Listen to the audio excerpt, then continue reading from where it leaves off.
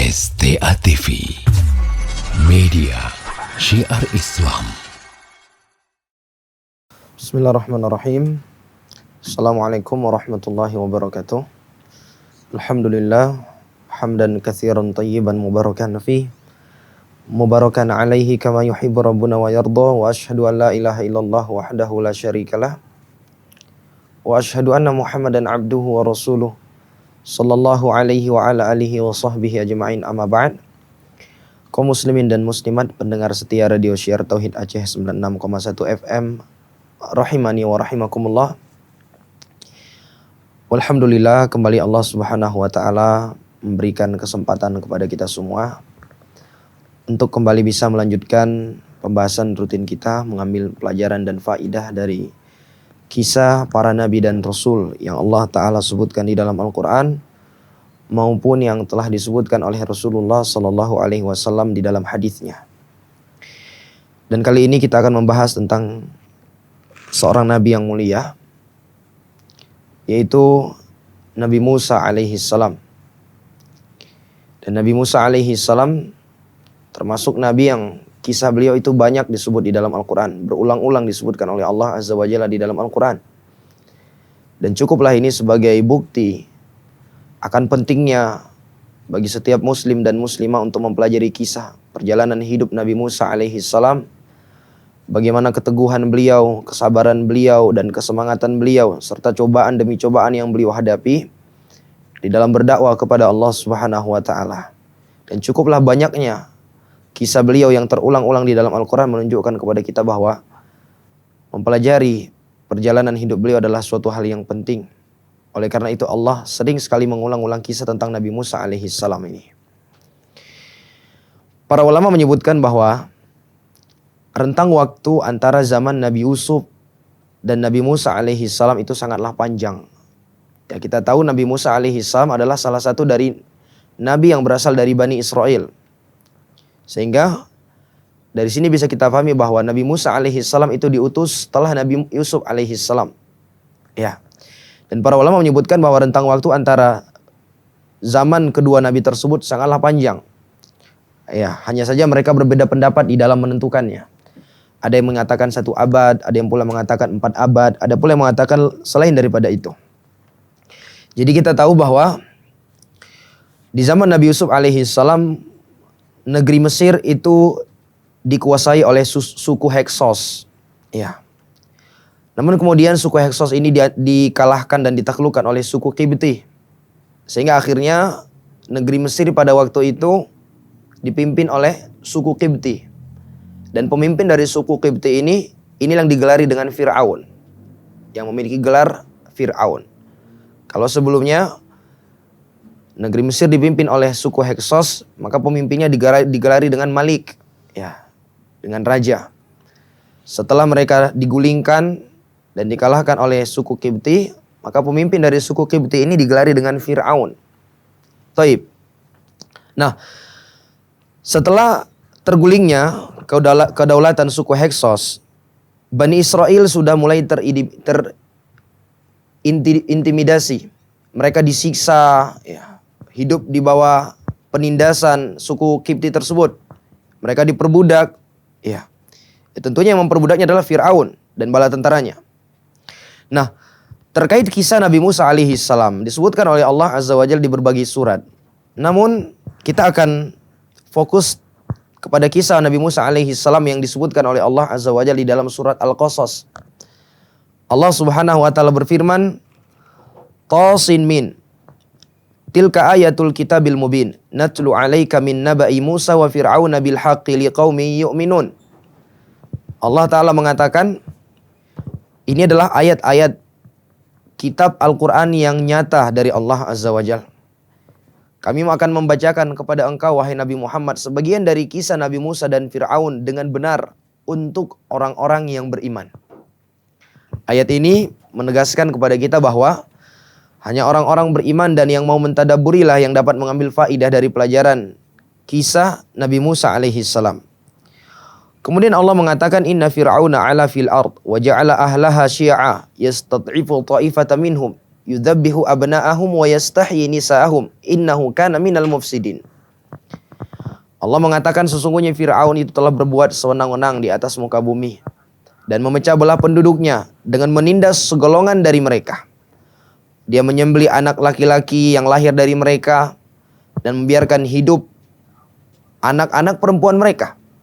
Sesungguhnya Fir'aun itu termasuk orang-orang yang berbuat kerusakan. Jadi ketika itu Mesir dihuni oleh dua suku besar. Suku Qibti yang merupakan suku pribumi dan Bani Israel yang merupakan suku pendatang. Adapun suku Heksos maka mereka telah terusir. Iya. Dan telah kita ketahui bersama di kisah Nabi Yusuf alaihi salam siapa itu Bani Israel. Mereka adalah anak-anak keturunan Nabi Yakub alaihi salam. Dan bagaimana bisa mereka akhirnya berpindah dari tanah kelahiran mereka, yaitu Palestina, akhirnya mereka menetap di Mesir. Karena pada waktu itu Nabi Yusuf alaihi salam diangkat sebagai menteri di kerajaan Mesir. Sehingga Nabi Yakub alaihi salam beserta anak keturunannya pindah dari Palestina menuju Mesir. Sehingga mereka menetap di Mesir. Nah, Fir'aun yang memimpin suku Qibti dan menguasai Mesir di zaman Nabi Musa alaihi salam itu adalah orang yang sangat kafir. Orang yang sangat angkuh. Bahkan dengan lancangnya dia mengatakan kepada rakyatnya, Ana rabbukumul a'la. Aku adalah Rob kalian yang paling tinggi. Jadi Fir'aun dan bala tentaranya ini memperbudak dan menindas Bani Israel dengan berbagai macam siksaan, penghinaan. Ya. Dan salah satu bentuk penganiayaan yang dilakukan oleh Fir'aun kepada Bani Israel adalah di mana Fir'aun itu memerintahkan pada petugasnya untuk menangkapi setiap anak laki-laki yang lahir dari kalangan Bani Israel lalu membunuhnya. Dan disebutkan oleh para ulama perintah ini didasari ramalan dukun Fir'aun yang mengatakan bahwa kelak akan ada anak laki-laki yang lahir dari Bani Israel yang akan menaklukkan dan menggulingkan kerajaan Fir'aun. Sehingga Fir'aun pun ketakutan. Sehingga dia memerintahkan dan membuat peraturan siapa saja anak laki-laki yang lahir dari Bani Israel, maka dia akan dibunuh. Subhanallah. Dan dengan hikmah Allah Azza wa Jal, bahwa Nabi Musa alaihi salam menakdirkan beliau itu terlahir setelah perburuan ini mulai digencarkan. Ya, berbeda dengan Nabi Harun. Kalau Nabi Harun itu telah lahir sebelum perburuan tersebut digencarkan. Adapun Nabi Musa alaihi salam, Allah takdirkan bahwa beliau itu dilahirkan setelah perburuan tentang anak laki-laki yang lahir dari Bani Israel itu digencarkan. Dan Allah Azza wa Jalla tidak ingin mengadab Fir'aun seketika. Padahal Allah sangat mampu. Sangat mudah bagi Allah Azza wa Jalla untuk membunuh Fir'aun, untuk menghancurkan Fir'aun, untuk membinasakan Fir'aun. Tapi Allah Ta'ala biarkan Fir'aun dalam jangka waktu yang cukup lama. Agar kemudian Nabi Musa alaihi salam pun menggulingkan tahtanya nanti. Iya. Itulah bentuk Allah Ta'ala akan mengadab. Cara Allah Ta'ala mengadab Fir'aun. Iya. Jadi disebutkan oleh Allah Azza wa Jal, Allah Ta'ala mengatakan, wa nuridu an namunna 'alal ladzina istud'ifu fil ard wa naj'alahum a'immatan wa naj'alahumul warithin numakkina lahum fil ard wa nuriya fir'auna wa haman wa junudahuma minha ma kanu yahdharun. Allah Ta'ala mengatakan, dan kami hendak memberikan karunia kepada orang-orang yang tertindas, yaitu Bani Israel, di bumi Mesir. Dan menjadikan mereka sebagai pemimpin, serta menjadikan orang-orang yang akan mewarisi bumi. Kami akan teguhkan kedudukan mereka di atas muka bumi. Dan kami akan perlihatkan kepada Fir'aun, Haman, beserta bala tentaranya apa yang selalu mereka khawatirkan akan hal tersebut.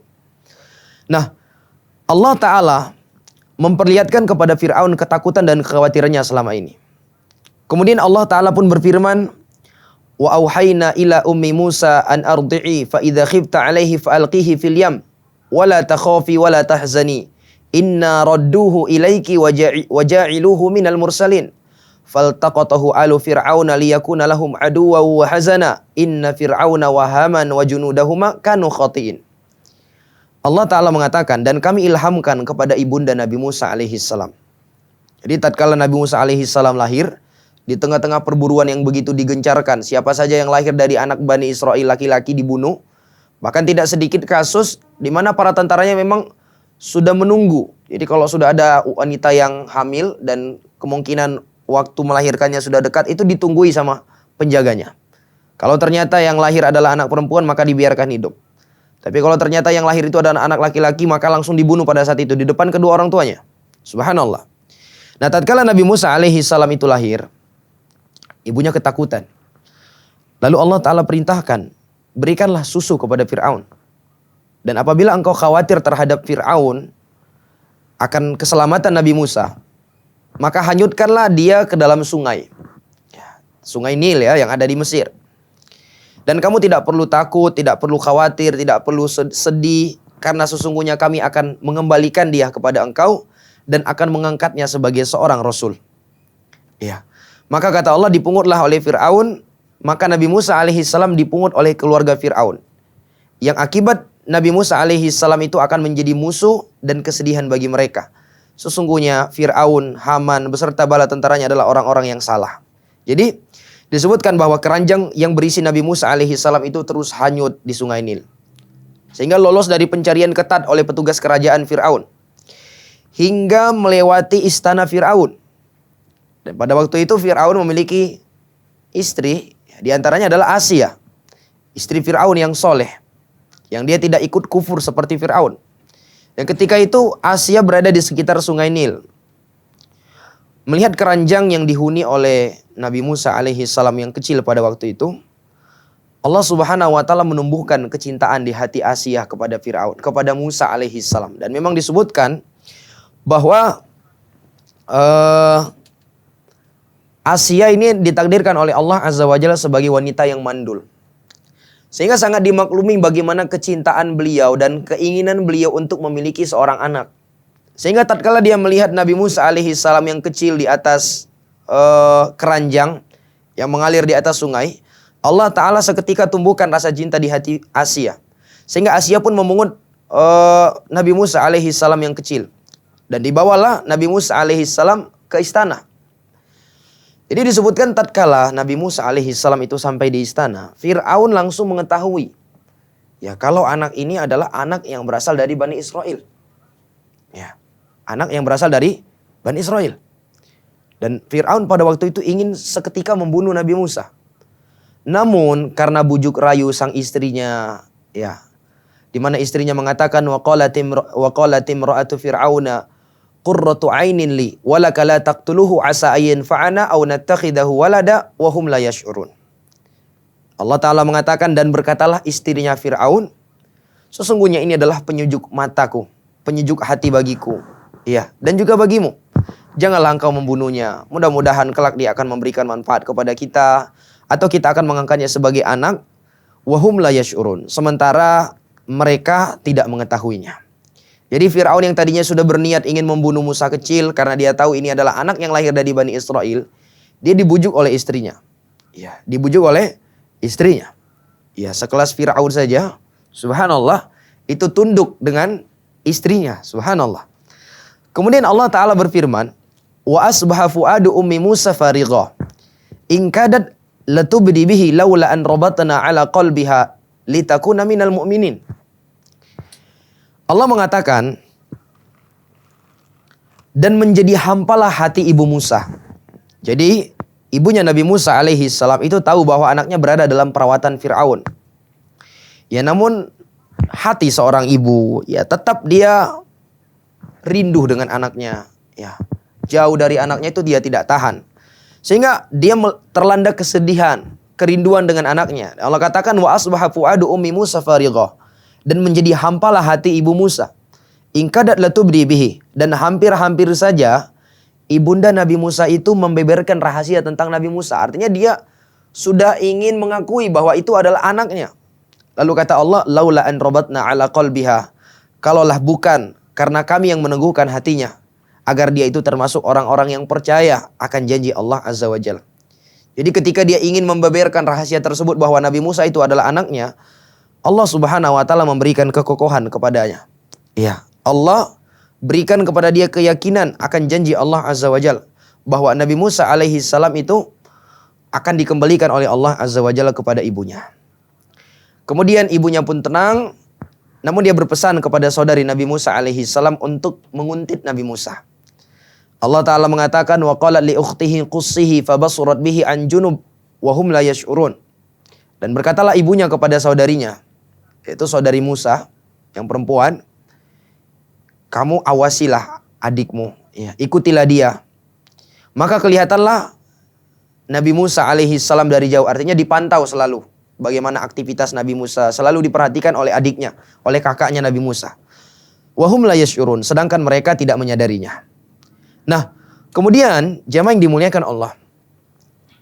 Allah subhanahu wa ta'ala dengan caranya. Subhanallah, inilah hikmah yang terkadang terluputkan dari kita. Bagaimana Allah azza wa jalla mengatur skenario di dalam kehidupan kita. Hanya saja kita terlalu cepat di dalam berburuk sangka kepada Allah azza wa jalla. Kita tidak tahu apa yang Allah telah aturkan untuk kita. Apa rencana Allah azza wa jalla yang begitu indah untuk kita. Allah perhatikan, kata Allah azza wa jalla, wa harramna 'alaihi al-maradi' min qabl faqalat hal adullukum 'ala ahli baitin yakfulunahu lakum wa hum lahu nasihun. Dan kami cegah Musa dari menyusu kepada perempuan-perempuan yang mau menyusuinya sebelum itu. Maka berkatalah saudari Nabi Musa, maukah aku tunjukkan kepada kalian suatu keluarga yang akan memeliharanya untuk kalian, dan mereka adalah orang-orang yang menginginkan kebaikan kepadanya. Jadi subhanallah, lambat laun Allah Ta'ala menumbuhkan juga kecintaan di dalam hati Fir'aun kepada Nabi Musa. Ya wajar saja, anak bayi yang mereka sudah angkat menjadi anak, ya wajar. Seorang yang punya hati itu pasti dia akan tumbuh kecintaannya kepada anak tersebut. Walaupun mungkin itu bukan anak kandungnya, hanya anak angkat. Tapi kalau sudah mereka didik dari kecil, ya pasti akan lama-lama tumbuh kecintaan. Dan Allah Azza wa Jalla menumbuhkan kecintaan di hati Fir'aun kepada Nabi Musa alaihi salam. Dan pada waktu itu kata Allah Azza wa Jalla, kami cegah Nabi Musa itu untuk menyusui kepada perempuan-perempuan yang mau menyusu pada waktu itu. Artinya Nabi Musa alaihi salam kecil, ya namanya masih kecil, ya makanannya cuma minum susu. Namun anehnya Nabi Musa ini nggak mau menyusui kepada seorang wanita pun. Ini cara Allah Azza wa Jalla nanti membuat ibu Nabi Musa akhirnya bergabung lagi dengan Nabi Musa dan bahkan tinggal di istana. Iya, kami cegah. Lalu datanglah saudari Nabi Musa dan memberikan saran, maukah kalian aku tunjukkan kepada sebuah keluarga yang mereka itu akan menyusui Nabi Musa, mampu merawat Nabi Musa. Ya. Dan akhirnya Fir'aun pun menyetujuinya. Subhanallah. Lalu dipanggillah ibunya dan akhirnya ibunya tinggal di istana bersama Nabi Musa alaihi salam.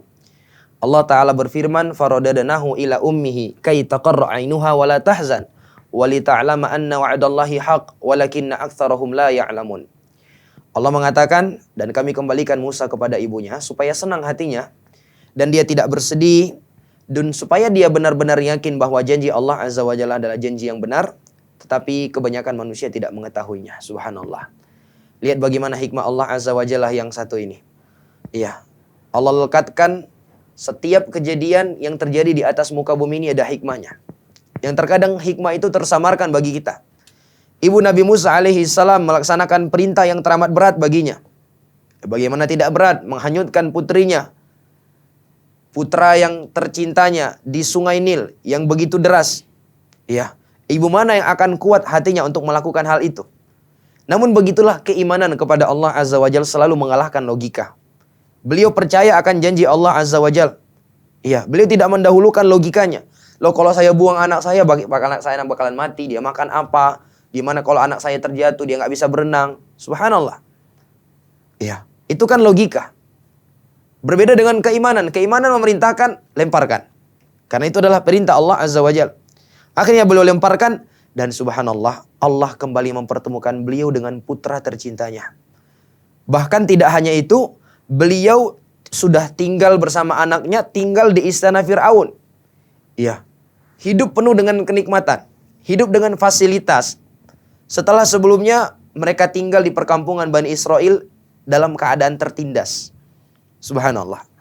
Makanya kaum muslimin dan muslimat yang dimuliakan Allah, apapun yang terjadi di kehidupan kita, yang pertama sekali hendaklah kita lakukan adalah selalu berbaik sangka kepada Allah Azza wa Jalla. Ini yang pertama sekali. Apapun yang terjadi di kehidupan kita, hendaklah kita selalu mengkontrol hati kita untuk selalu bisa berbaik sangka kepada Allah Azza wa Jalla. Jangan buru-buru kita menuduh Allah, ya, bersuudzon kepada Allah Azza wa Jalla. Terlebih Allah Ta'ala telah mengatakan, ana inda dhanni abdi bi. Aku itu sesuai dengan prasangka hambaku kepadaku, kata Allah Azza wa Jalla. Iya. Kemudian Allah Ta'ala pun berfirman, walamma balagha asyuddahu wastawa atainahu hukma wa ilma wa kadzalika najzil muhsinin. Dan setelah merasa cukup umur dan sempurna akalnya, kami berikan kepadanya hikmah, yaitu kenabian, sebagaimana ditafsirkan oleh para ulama, dan kami berikan kepadanya ilmu pengetahuan. Dan demikianlah kami memberikan balasan kepada orang-orang yang berbuat baik. Nabi Musa alaihi salam itu tumbuh di kerajaan Fir'aun sebagai anak yang cemerlang dan kuat. Dia dikenal sebagai putra angkat Fir'aun yang sangat hebat. Ya, dan di ayat disebut bahwa Nabi Musa alaihi salam diangkat menjadi nabi di saat beliau telah sempurna akal dan kedewasaannya. Dan kondisi bisa dicapai oleh orang yang telah berusia 40 tahun. Sebagaimana dijelaskan oleh para ulama. Di mana seseorang itu mencapai kesempurnaan akal dan kedewasaan tatkala dia berusia 40 tahun. Sehingga dapat kita simpulkan bahwa Nabi Musa alaihi salam itu hidup bersama Fir'aun kurang lebih 40 tahun lamanya. Ya. Setelah berusia 40 tahun Nabi Musa diangkat menjadi nabi dan diberikan oleh Allah Azza wa Jal ilmu pengetahuan. Kemudian setelah itu terjadilah skandal yang besar yang membuat akhirnya Nabi Musa alaihi salam terpaksa terusir dari istana Fir'aun dan terpaksa terusir dari Mesir. Subhanallah. Apa kejadian tersebut yang membuat Nabi Musa akhirnya setelah tinggal 40 tahun di dalam kerajaan Fir'aun, akhirnya beliau diusir dari kerajaan, bahkan beliau harus lari dari negeri Mesir? Allah Subhanahu wa taala mengatakan wa dakhalal madinata ala hinin. Wa dakhalal madinata ala hini ghaflatin min ahliha fawajada fiha rajulani yaqtatilan. Hadza min syi'atihi wa hadza min aduwi. Fastaghothahu alladhi min syi'atihi ala alladhi min aduwi. Fawakazahu Musa faqadha alaih. Qala hadha min amali syaitan innahu aduwwum mudhillum mubin. Allah Ta'ala mengatakan, dan suatu ketika Nabi Musa alaihi salam memasuki kota. Dia mendapati ada dua orang yang sedang bertikai. Dua orang yang saling berkelahi. Yang seorang berasal dari golongan Bani Israel, yang satunya lagi berasal dari Adui, yaitu golongan suku Kibti, sukunya Fir'aun. Lalu orang yang berasal dari Bani Israel itu meminta bantuan kepada Nabi Musa untuk mengalahkan orang yang berasal dari suku Fir'aun. Maka Nabi Musa alaihi salam pun meninju, memukul orang tersebut, dan seketika orang tersebut tewas di tempat. Subhanallah. Ya, bagaimana kuatnya Nabi Musa alaihi salam. Sekali pukul mati. Dan memang demikian jamaah yang dimuliakan Allah. Iya. Beliau sangat kuat. Sampai dikisahkan dalam sebuah hadis yang sahih, tatkala malaikat maut menjelma sebagai manusia lalu mendatangi Nabi Musa. Ya, Nabi Musa alaihissalam yang tidak mengenalinya menampar malaikat tersebut sampai keluar biji matanya, disebutkan. Saking kuatnya Nabi Musa alaihissalam. Namun apa kata Nabi Musa alaihissalam? Beliau mengatakan, hadza min amali syaitan. Artinya beliau merasa bersalah. Beliau menyesal, beristighfar kepada Allah Azza wa Jalla dan mengatakan bahwa ini adalah perbuatan syaitan. Dan di dalam ayat yang lain Allah mengatakan, qala rabbi inni dhalamtu nafsi faghfir li faghfara lahu innahu huwal ghafurur rahim. Qala rabbi bima an'amta alayya falan akuna dhahiran lil mujrimin. Allah mengatakan, dan Musa mengatakan, wahai Tuhanku, sesungguhnya aku telah menganiaya diriku sendiri, telah mendolimi diriku sendiri.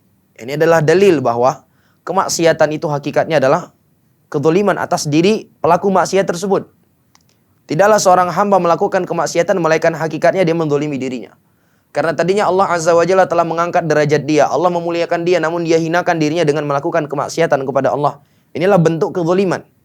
Sebagaimana para ulama membagi kezaliman itu ada 3. Kezaliman terhadap hak-hak Allah, dan yang paling besarnya adalah kesyirikan.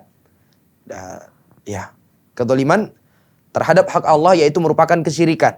Dan kezaliman yang seperti ini apabila seseorang itu meninggal sebelum dia bertaubat kepada Allah, maka Allah Ta'ala tidak akan mengampuninya. Kezaliman jenis yang kedua adalah kezaliman kepada makhluk yang lain. Maka kezaliman yang seperti ini harus dia pertanggungjawabkan nanti di kehidupan akhirat. Kalau dia tidak meminta kehalalan di dunia, maka dia akan mempertanggungjawabkan nanti di kehidupan akhirat. Jangankan sesama manusia.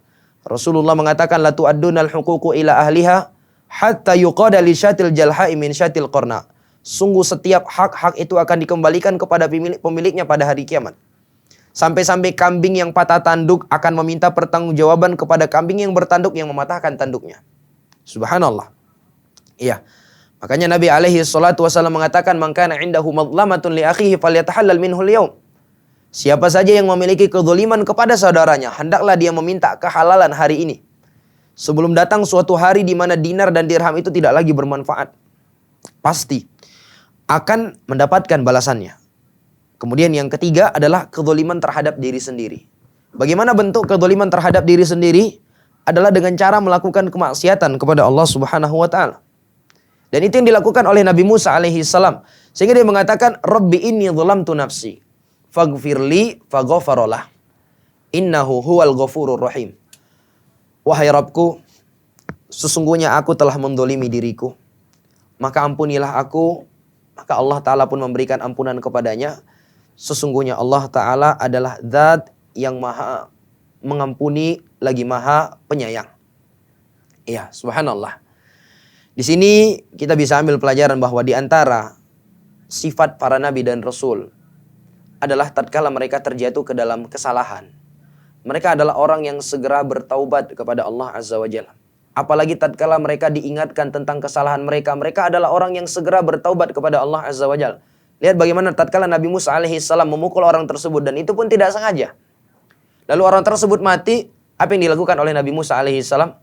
Segera beliau bertobat kepada Allah Azza wa Jalla. Subhanallah. Begitu juga lihat bagaimana Nabi Adam alaihi salam. Tatkala Nabi Adam sudah termakan bujuk rayu iblis, memakan buah dari pohon yang Allah Ta'ala larang, lalu Allah tegur Nabi Adam alaihi salam. Apa yang dilakukan oleh Nabi Adam alaihi salam? Inni dzalamtu nafsi, kata Nabi Adam. Iya, Rabbana dzalamna anfusana fa illam taghfir lana wa tarhamna lanakunanna minal khasirin. Wahai Rabb kami, sesungguhnya kami telah menzalimi diri-diri kami.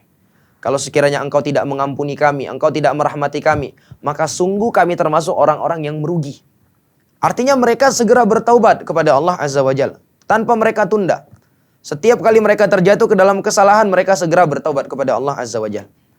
Begitu juga dengan orang-orang yang bertakwa yang akan mewarisi surga Allah Azza wa Jalla. Allah katakan, "Walladzina idza fa'alu fahishatan aw dhalamu anfusahum dzakarallah fastaghfaru lidzunubihim wa may yaghfiru dzunuba illallah wa lam yusirru 'ala ma fa'alu wa hum ya'lamun."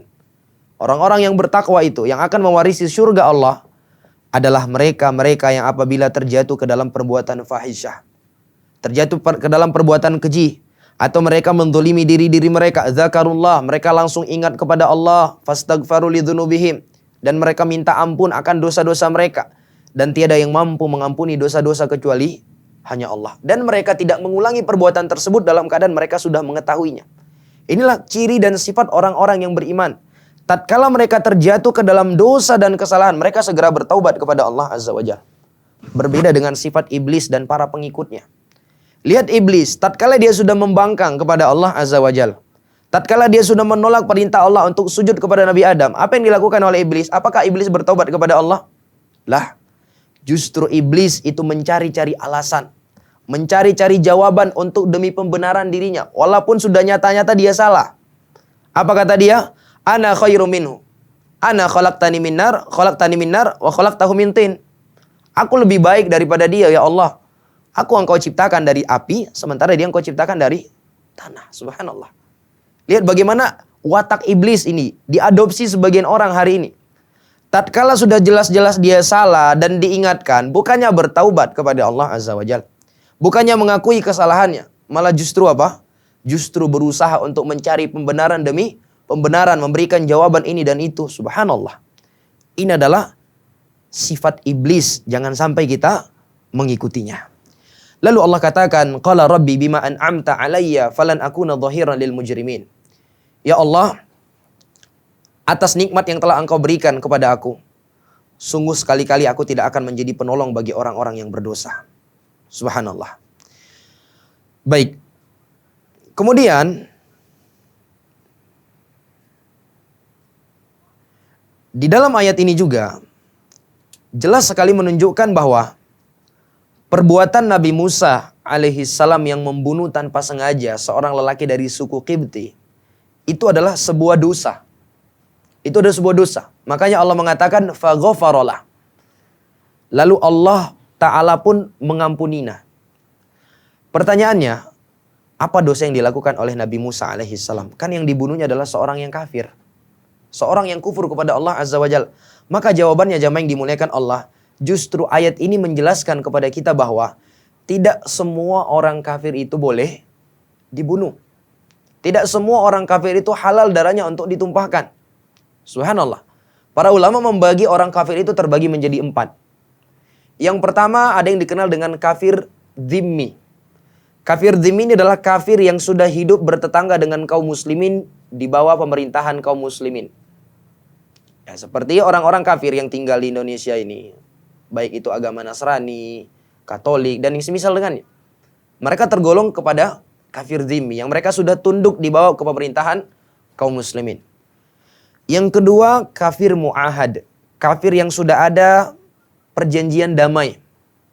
Iya, untuk tidak melakukan peperangan. Sudah ada perjanjian damai. Maka yang seperti ini juga tidak boleh ditumpahkan. Bahkan Rasulullah SAW mengatakan, "Man qatala mu'ahadan lam yarih rahiyatal jannah. Wa inna rihaha latujadu min masirati arba'ina amah." Siapa yang membunuh seorang kafir yang mu'ahad, yang sudah ada perjanjian damai, lalu kita hianati, kita bunuh dia. Orang yang membunuh itu, kata Nabi alaihi salatu wasalam, tidak akan mencium baunya surga. Padahal bau surga itu mampu tercium sejak dari perjalanan 40 tahun. Jadi perjalanan 40 tahun belum nyampe ke surga, itu baunya sudah tertiup. Sudah tercium. Adapun orang-orang yang membunuh kafir mu'ahad, maka baunya tidak akan tercium. Subhanallah. Kemudian yang ketiga adalah kafir musta'man. Kafir musta'min. Yang sudah mendapatkan jaminan keamanan. Apakah itu jaminan keamanan dari pemerintah kaum muslimin atau dari person kaum muslimin yang memberikan jaminan keamanan? Ini sama hukumnya seperti orang-orang kafir yang masuk ke dalam negara Indonesia. Iya, mereka dapat jaminan keamanan melalui visa mereka. Subhanallah. Maka kafir-kafir yang seperti ini tidak boleh untuk ditumpahkan darahnya. Iya. Allah mengatakan, "Wa in ahadun minal musyrikin astajara fa'ajiru hatta yasma'a kalam Allah." Apabila ada seorang di antara kaum musyrikin yang meminta perlindungan, maka berikan perlindungan, kata Allah Azza wa Jalla. Makanya tatkala ada orang yang diberikan perlindungan oleh Ummu Hani, lalu Ali bin Abi Thalib tetap ingin membunuh orang tersebut, Ummu Hani melapor kepada Nabi, dan Nabi alaihi salatu wasallam mengatakan, "Sungguh kami telah melindungi orang yang kau lindungi, wahai Ummu Hani." Kafir jenis yang keempat, dan inilah kafir yang boleh ditumpahkan darahnya, yaitu kafir harbi. Kafir yang memerangi kaum muslimin, yang menindas kaum muslimin. Ini yang boleh ditumpahkan. Jadi tidak sembarangan orang kafir, asal dia kafir, halal darahnya untuk ditumpahkan. Boleh dibom, boleh dimutilasi, subhanallah. Ini adalah bentuk pelanggaran terhadap syariat yang dibawa oleh Nabi kita Muhammad SAW. Termasuk juga pelanggaran terhadap syariat Nabi Musa alaihissalam. Baik. Kemudian Nabi Musa alaihissalam yang sudah menyadari bahwa apa yang beliau lakukan adalah salah, beliau pun takut dan khawatir akan hukuman yang akan didapatkan kalau sekiranya hal tersebut terungkap bahwa dialah yang membunuh lelaki Kibti tadi. Karena membunuh warga pribumi suku Kibti adalah kejahatan yang sangat fatal di negeri Fir'aun pada waktu itu. Fir'aun tidak akan terima apabila ada penduduk pribumi yang dibunuh oleh Bani Israel. Subhanallah. Lalu Allah Ta'ala pun berfirman, "Fa'asbaha fil madinati khaifan yataraqqab, fa'idha alladhi istansarahu bil amsi yastasrikhuh. Qala lahu Musa innaka lagawiyyun mubin. Falamma arada an yabtisha billadhi huwa aduwwun lahuma, qala ya Musa aturidu an taqtulani kama qatalta nafsan bil ams. In turidu illa an takuna jabbaran fil ard, wa ma turidu an takuna minal muslihin." Allah Ta'ala mengatakan, dan karena itu Nabi Musa alaihi salam pun merasa takut dan menunggu dengan khawatir akibat dari perbuatannya.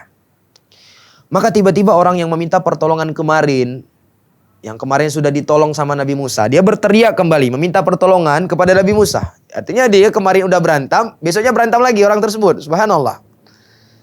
Dan minta pertolongan lagi kepada Nabi Musa karena dia tahu Nabi Musa mau nolong dan Nabi Musa ini hebat, kuat. Lalu melihat orang tersebut datang minta tolong, Nabi Musa pun marah. Ya kan, karena orang inilah, karena membantu dialah kemarin Nabi Musa akhirnya tanpa sengaja membunuh laki dari Bani Qibti tadi. Maka kata Nabi Musa alaihi salam, "Innaka lagawiyyun mubin." Sesungguhnya kamu adalah orang yang benar-benar sesat, kata Nabi Musa.